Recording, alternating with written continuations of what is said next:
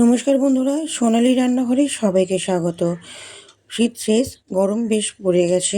আর এই সময় টক জাতীয় জিনিস খেতে আমাদের সবারই খুব ভালো লাগে। তো আজকে আমি আপনার সঙ্গে শেয়ার করব টকের ডাল, কাঁচা টমেটো দিয়ে টকের ডাল। এই রেসিপিটা সত্যি খুব সুস্বাদু আর খেতেও ভালো লাগে। তো চলুন আপনার সঙ্গে আজকে শেয়ার করছি টকের ডাল। তো এখানে আমি 4টে কাঁচা টমেটোকে টুকরো করে কেটে রেখেছি, নিয়েছি 100 গ্রাম মুসুর ডাল, আর ফোড়নের জন্য নিয়েছি সর্ষে ও শুকনো লঙ্কা। তো প্রথমেই আমি ডালটাকে 2-3 বার ঠান্ডা জল দিয়ে খুব ভালোভাবে রগড়ে ধুয়ে নেব, কারণ ডালের মধ্যে অনেক রকম ময়লা থাকে। তো চলুন ডালটাকে আগে ধুয়ে নিই।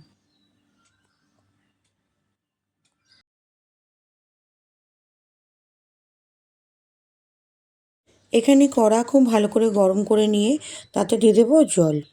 আর এই জলটা সামান্য একটু গরম হলেই তাতে দিয়ে দেবো আগে থেকে ধুয়ে রাখা মসুর ডালটি।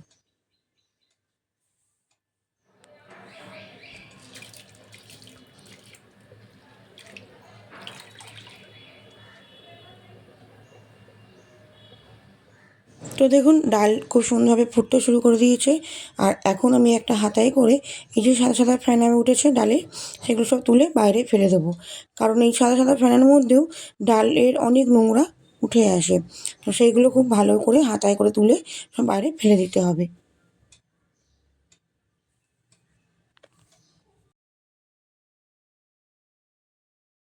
তো ডালের ফেনা সব তুলে ফেলে দেওয়ার পর এই পর্যায়ে আমি দিয়ে দেবো 1 চা চামচ নুন আর হাফ চামচ হলুদ গুঁড়ো দিয়ে খুব ভালো করে মিশিয়ে আবারও ফুটতে দিলাম।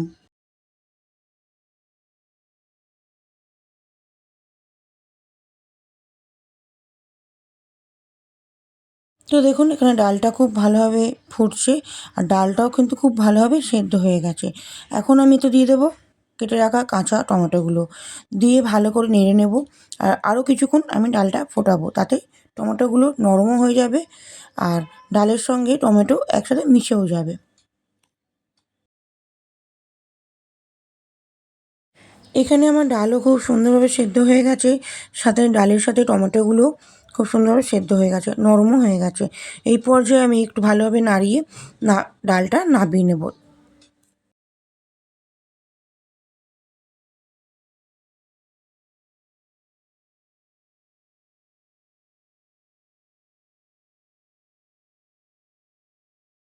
ফোড়নের জন্য কড়া বসিয়ে গরম করে তাতে 2 চামচ সর্ষের তেল দিলাম।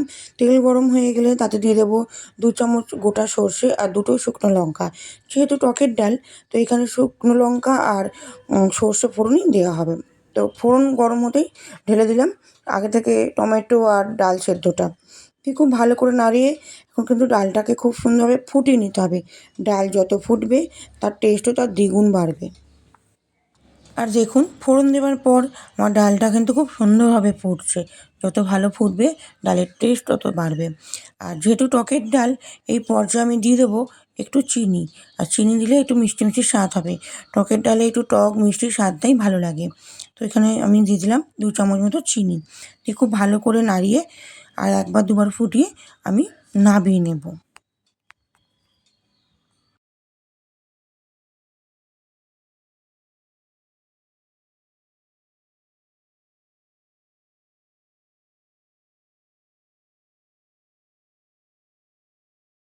তো রেডি হয়ে গেল আজকের আমার রেসিপি, কাঁচা টমেটো দিয়ে টকের ডাল। তো আমার এই রেসিপি আপনাদের কেমন লাগলো আমাকে একটু কমেন্ট করে জানাবেন। আর যদি ভালো লাগে তাহলে লাইক কমেন্ট শেয়ার করবেন, আর আমার চ্যানেলকে সাবস্ক্রাইব করে দেবেন। তো দেখা হচ্ছে নতুন আরও একটা রেসিপি নিয়ে। ততক্ষণের জন্য সবাই ভালো থাকবেন, সুস্থ থাকবেন, সাবধানে থাকবেন।